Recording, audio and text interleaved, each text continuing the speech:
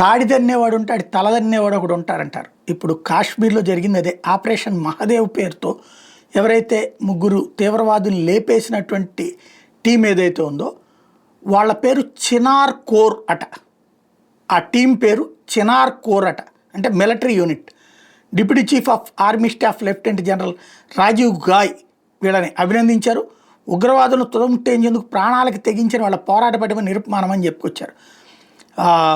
వాస్తవంగా ఇక్కడ ఏంటంటే మామూలుగా మనకి శాటిలైట్ ఫోన్స్ని అంటే ఎవరు ట్రాక్ చేయలేరు అన్నది తెలిసిందే.